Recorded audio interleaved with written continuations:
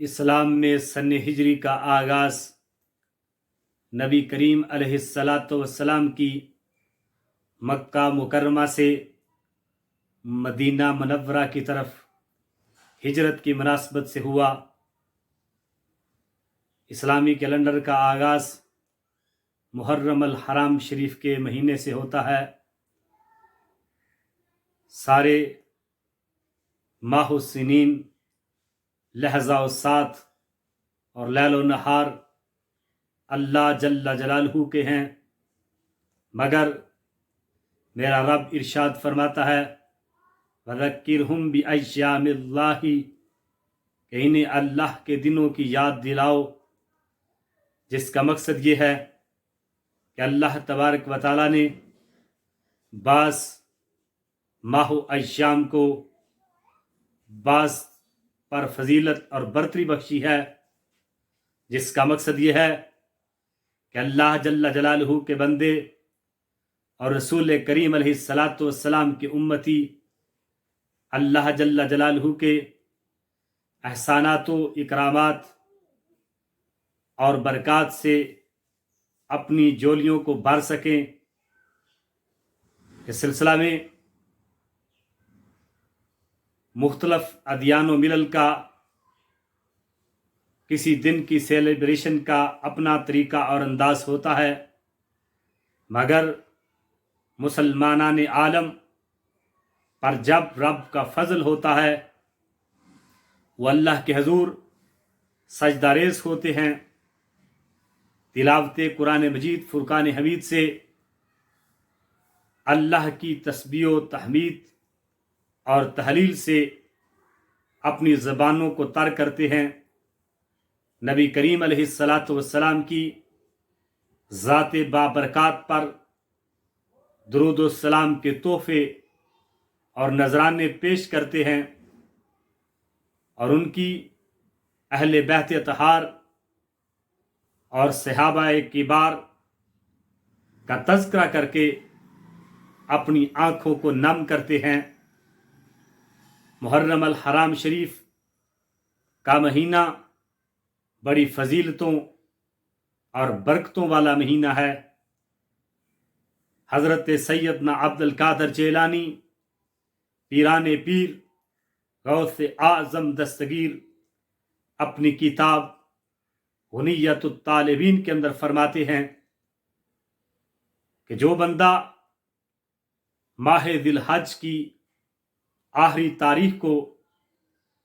اور محرم الحرام شریف کی پہلی تاریخ کو روزہ رکھتا ہے، گویا کہ اس نے سال کا آغاز بھی روزے سے کیا اور سال کا اختتام بھی روزے کے ساتھ کیا، تو اس کے یہ روزے اس کے 50 سال کے روزوں کا کفارہ بن جاتے ہیں۔ حضرت عبداللہ ابن عباس رضی اللہ تعالی عنہ خصوصاً عاشوراء کے روزہ کے لحاظ سے فرماتے ہیں کہ نبی کریم علیہ الصلاۃ والسلام جب مدینہ شریف میں جلوہ گر ہوئے تو دیکھا یہود عاشوراء کا روزہ رکھتے ہیں۔ میرے حبیب علیہ الصلاۃ والسلام نے فرمایا تم یہ روزہ کیوں رکھتے ہو؟ تو وہ کہنے لگے کہ اس دن اللہ نے حضرت موسیٰ علیہ الصلاۃ والسلام کو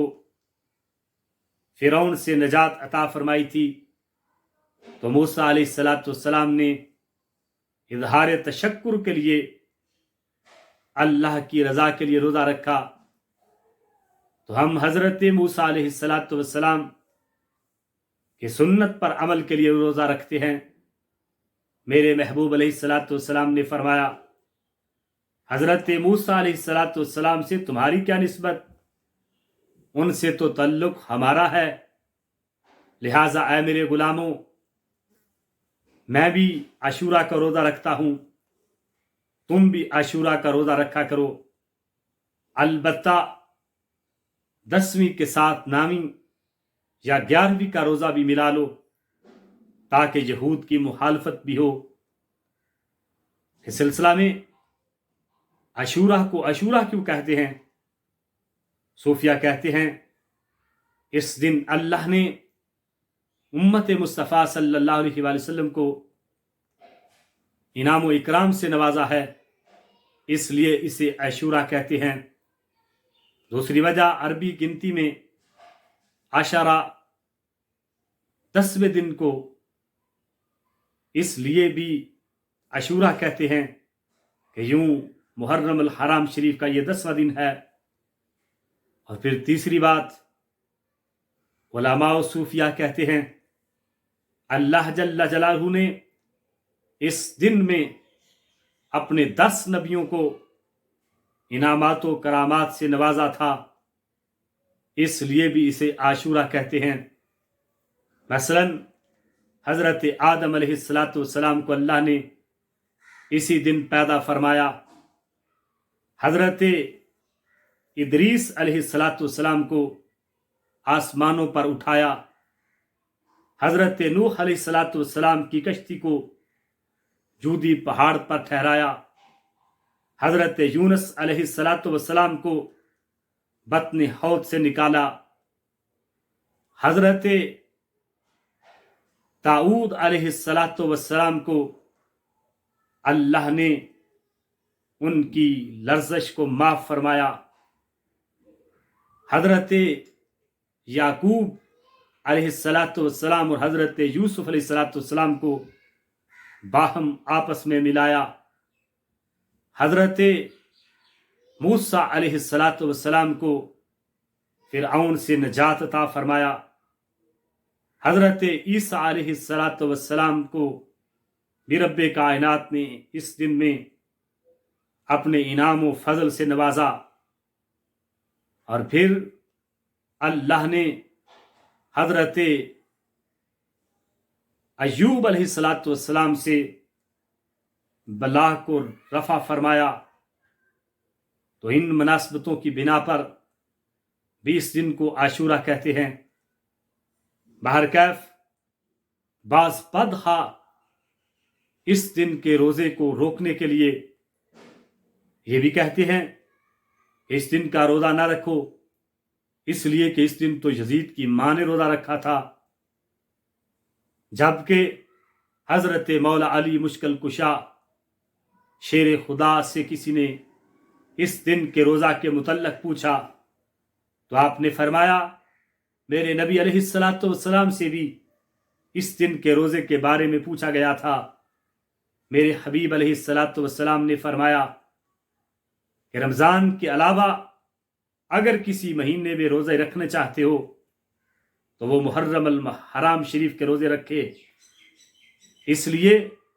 کہ اس میں ایک دن ایسا ہے جس میں اللہ نے